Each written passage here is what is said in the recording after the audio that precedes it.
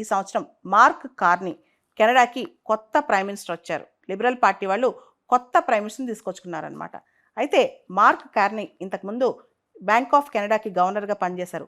Bank of ఇంగ్లాండ్కి కూడా చీఫ్గా పనిచేశారు. చాలా అనుభవం ఉందన్నమాట ఆయనకి బ్యాంకింగ్ రంగంలో. ఇప్పుడు ఆయన కెనడాకి ప్రధాని. ఆయన ఒక మాట అన్నారు, నన్ను గెలిపించండి, మిమ్మల్ని చాలాసార్లు కష్టాల నుంచి బయట తీసుకొచ్చాను, ఇప్పుడు కూడా నన్ను గెలిపిస్తే నేను మళ్ళీ కెనడాని ముందుకు తీసుకెళ్తానని చెప్పి. అసలు కెనడాకి ఇప్పుడు అంత కష్టమే వచ్చింది, ఇదే పెద్ద question. Donald Trump America president అయిన తర్వాత చాలా వ్యాఖ్యలు చేశారు కెనడా పైన. అమెరికాలో కెనడా 51st స్టేట్ అవుద్దని ఒక మాట, అసలు కెనడాకి పరిపాలించడం రాదని ఇంకో మాట. అవన్నీ పక్కన పెడితే కెనడా పైన టారిఫ్ యుద్ధం, కెనడాని ఆడిపోసుకోవడం, ఇలా చాలా చేశారు డొనాల్డ్ ట్రంప్ అనమాట.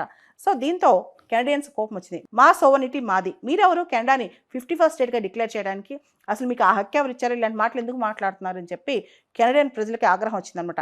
ఈ టైంలో చక్కగా ఒక నరేటివ్ బిల్డ్ చేశారు మార్క్ కార్నీ. నన్ను గెలిపించండి, మనం కెనడియన్స్ మన హక్కులేంటో మనం చూపిద్దాం, అంతర్జాతీయ సంబంధాల్లో మనం ఏంటో నిరూపించుకుందాం అని చెప్పి ఆయన ట్రంప్కు వ్యతిరేకంగా, ట్రంప్ని నేను ధైర్యంగా ఎదుర్కొంటాను, మీరు నన్ను గెలిపించండి అని చెప్పి ప్రజల్లో ఒక నెరేటివ్ తీసుకెళ్లారు.